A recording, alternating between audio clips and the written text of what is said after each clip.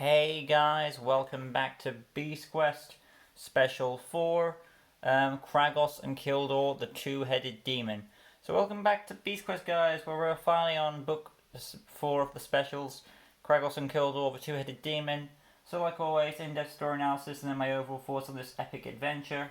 So now let's waste any time and get to it. So make sure that you've read the book before watching this review, obviously, but let's get to the main meat. Tom and Eleanor were on their way to Erenel with Tom's father, Taladon. After Series 4, Tom had gotten back his father, and now he would reunite him with his aunt and uncle. The welcome was as awesome as expected. A great feast was prepared in all. But by the next morning, a loud noise woke Tom up, and he went to see what it was. Everyone saw that something had made a hole in the door of the forge, and everyone wondered, whatever it was it still in there? Tom and Eleanor spotted something not far off from the cottage. It was a beast with two heads. One of them was a ram, and the other being a stag. Taladon also spotted the creature and planned to make an attack, only to have the beast make a retreat. Everyone assumed it was one of Malvol's creatures sent to get revenge on Tom. But if that was the case, why did it not go for the cottage, as that's where Tom was sleeping, instead of the forge? When Taladon came to a conclusion, resulting him putting his hand in the forge's fire, at first everyone thought Taladon was crazy, but then he explained the Cup of Life has been stolen. Taladon explained that the Cup of Life was a powerful object. Whoever drinks from it will be able to repel death. Henry asked what was it doing in his forge, which Taladon replied that he placed it there under the protection from orders of King Hugo.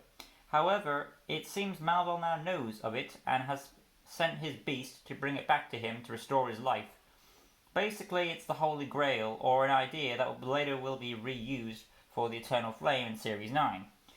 With his injured hand, Taladon was left to protect the village, which is literally what they say. Maybe our heroes didn't want Taladon to look weak, so they added the protection bit. Anyways, Taladon mentioned once the cup is taken from the fire, it needs a certain amount of time to recharge its power before it's used with the knowledge. It needs a certain amount of time to recharge before it's used. With this knowledge, our heroes prepared to head off for adventure. Tom and Eleanor headed through the forest to try and pick up the beast's trail, only to find a deer. While our heroes pressed on, Silver didn't trust this deer for some reason. Anyways, as the deer followed them, our heroes soon met up with Adaro via vision, and he explained that the beast was called Kragos and Kildor, as this beast has as it has two heads, and it's got two different natures. He then explained if Malvol drank from this cup by the light of the full moon, Avanti's leaders would be affected, allowing Malvol to take over. This would include Adaro and Hugo. Finally, Adaro shows a vision of the beast, only it has wolf-like heads instead of the ram and the stag-like heads. Adaro explained it was the same beast, but the beast has the ability to regenerate its form, and its latest form is a stag and a ram. That's why it's got those. So it can regenerate its form to other animals and stuff. Similar to that of a Time Lord from Doctor Who, if you wish. Adaro faded, and Tom was determined to stop Kragos from Kildor. Tom and Eleanor went on, and they mentioned they had a new deer friend. Mind you, they kept calling it a he when only male deer have antlers. Anyway, after a debate, they decided to make camp in the dark jungle, and soon enough they heard their deer friend was in danger. However, when they got to him, he didn't appear to be scared. Once free from the plant which held the deer hostage, the plant attacked Tom, and the deer seemed pleased, as if he intended to do this. Anyway, this caused Tom to get disarmed from his sword and engulfed into the plant pod. He begged Eleanor to help him before the plant ate him. I have a theory this stag is Kragos and Kildor in some way. That's where I'm at right now. Tom was rescued by Eleanor just in time, and after Tom cleaned his sword, he explained to Eleanor how the deer had led them into a trap. Thinking why, he then had an idea. Was it to separate them from their animals? Our heroes ran back to check on them, and luckily they were fine. But soon our heroes came across the deer. It had transformed into a powerful big stag. Our heroes then understood that this must be Kragos, as its head resembled that of the deer of the two-headed demon, of the beast. Tom told Eleanor to take their animals away, as he would face Kragos. It also came clear what was going on here. While Kragos kept an eye on our heroes, Kildor would take the cup to Malvel. Tom and Kragos got into a brief fight, and it looked like Tom was winning until some hunters showed up, making Kragos retreat. The hunters followed Kragos, harming Eleanor in the process. Tom tried to heal Eleanor, but for some reason the healing talent wasn't working. Tom bandaged her arm, hoping that would do the trick. Then our heroes got a vision of what would happen if Tom failed. It revealed that the leaders would become dumb and soulless-like, something Tom would not allow. Tom's compass pointed to the next spot, the Ruby Desert, and that's where our hero's next destination lies. Tom and Eleanor were now crossing the Ruby Desert as Kragos and Kildor were on their way to Malvo. Our heroes wanted to catch up, but they needed water, so remembering a town when they came across on their adventure against Vipero the Snake Man, they hoped they could spare some water for them. After one good gallop, though, Tom heard a thunderous sound. Tom and Eleanor soon got caught in a rock slide and just barely managed to escape. After some more pacing, they reached the town, and our heroes drank their fill. Soon a traveller approached, asking what they were doing here. Tom explained they were seeking the hottest place in the Ruby Desert. The traveller claimed the hottest place was called the Eternal Flame. Now, it's either laziness because they reused this name later for Series 9, or you could say, story-wise, that the town has heard of Seraph's Eternal Flame and they named a valley after it. Only problem is, since this takes place before Series 9, Tom never mentions that he heard this name before when facing Kragos and Kildor. It's not really a plot hole in this book as it is for the start of Series 9. But, it's something to mention. Tom and Eleanor continued on, but after some more travelling, Eleanor soon felt weak again. Tom couldn't bear it anymore and had a feeling he knew what the problem was. And yes, he was right. It was Eleanor's wound.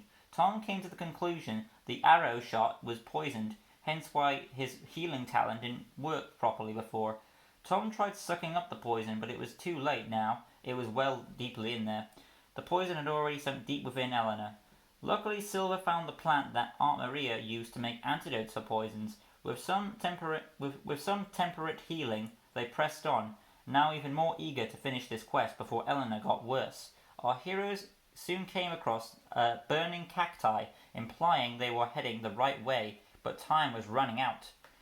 Tom applied more medicine to Eleanor, and they pressed on, soon arriving at a pit of fire where the cup of life was beginning to be heated up. Tom realized the cup was not heated enough to be drunk yet, so there was still time to stop this. However, Kildor arrived and briefly fought Tom, and even Eleanor joined in, despite being injured. She wished to help, but then Kragos came, and the two became one, forming the two-headed demon. I should have mentioned this prior, but this isn't the first time we have seen a beast split into two. We've got Aquinas and Vipero as a few examples. I also think the beast is actually a demonic spirit, hence why it's titled the two-headed demon. The beast just takes animal-like forms for its regenerations. Tom tried to fight against Kragos and Kildor as they threw shuriken discs at him. However, the beast seemed to have the upper hand, but then Eleanor, despite her injuries, still wanted to help. Tom, not wanting her to get hurt, got the beast's attention and figured out a way to defeat the demon by turning its own heads against one another. He got their antlers into a lock, and Eleanor sacrificed the last ounce of her strength she had left to achieve the goblet. With the two-headed demon unable to attack, the beast began crumbling to ash.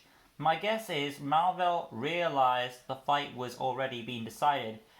So he decided to kill his own beast for its failure. If you're wondering why didn't the beast regenerate, I believe when their horns got tied, Malvel blocked that ability, seeing that their fate was already, they already failed, so screw them. However, Tom turned to see Eleanor had passed out. Tom could hear Malvel laugh, as if he had claimed some sort of victory today. Tom tried to save Eleanor by using the power of the Cup of Life, and of course, after a bit of doubt, it worked. Soon enough, our heroes were teleported back to Uncle Henry's by Adro's magic, and Adro teleported the goblet back to the forge. Personally, I would have put it in a different place because Malvel still knows where that is if you put it there, but whatever. And oh boy. Anyway, though, happy victory, and Tom declared they would, they would be ready for more adventures. I should mention, since this book takes place after Series 4, Tom should not have access to the Golden Armor abilities as they belong to Taladon now he's fully regained his strength. But, if I don't recall him, using the Golden Armor abilities in this book, but if you do, leave it in the comment section down below. But yeah, there's my little analysis of Kragos and Kildor, the two-headed demon. And despite a few flip-flops and some scuffles in the analysis, I did pretty good, all things considering. Hey boy. So yeah, Kragos and Kildor. Let's go over the characters now, and then we'll my overall thoughts on this epic adventure. Oh boy. Tom. He, funny enough, I don't think Tom gets stuff to do. He gets his arc, which is concern for Eleanor as he progresses. Like, he starts off as the victim, which is, this book to me is more about Eleanor, and I think that's a good improvement, because in the majority of the books she gets thrown aside, and when we get to a book that's more focused on her helping save the day, I think that's like a good, we need more books like that. I mean, I would prefer that we have both of the characters take the beast down, but most of them seem more Tom related, which kind of makes sense as he's the main character, but if we can give Eleanor some love as well, I appreciate it. So Kragos and Kildor did deliver that. But, this is about Tom right now. For what he does concern about Eleanor's health. He doesn't want to get involved at times, but yeah, he does accept her help when he can. He gets in danger. Eleanor bails him out. Again, that's more of Eleanor's stuff, but Tom, he still is proud to get his father back, and he's still struggling. He still goes for a bit of an arc. It does concern about Eleanor, and he still fights on a good fight, even when the beast is like twice as smart, twice as strong than the average beast. But he still manages to overcome these odds, and in a situation where he has kind of a disadvantage, he still presses on. Eleanor, she gets the most development. Obviously, this is more of her story in a way. True, this is about Taladon reuniting with his family, but Taladon does. It's a missed opportunity too. They could have had Taladon go along with this quest to help beat this creature, since considering what happens to him later. But, they don't. It's really a missed opportunity, and I hope that we get some Taladon special, something where Tom, has an adventure with his father on a special. That'd be cool before he snuffs it, But, as it stands though, Eleanor, she's the main character, despite the fact she doesn't care how much pain she's in. For all we know, she had that poison in as much as hell.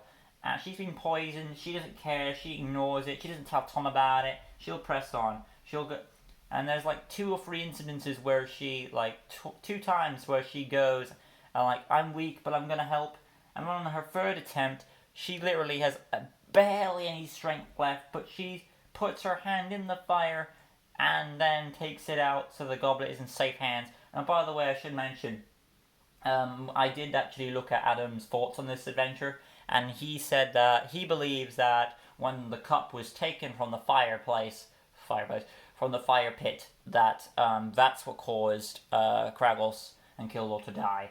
Well, I personally think different. I think it's because Malvel saw failure that his creature had already lost, because their horns were in a headlock, but they couldn't do anything anymore. So he gave up on his creature and let it die. That's just how I see it. But I still like how Adam gave his thoughts on it too. Anyway, though, Eleanor, she gets the most development here. She saves the day. She's the hero of this book. Yeah, Tom is too, but she got more to do than Tom did. So, good stuff for Eleanor. Kragos and Kildor. It's interesting to have a beast like this. It's a very creative creature.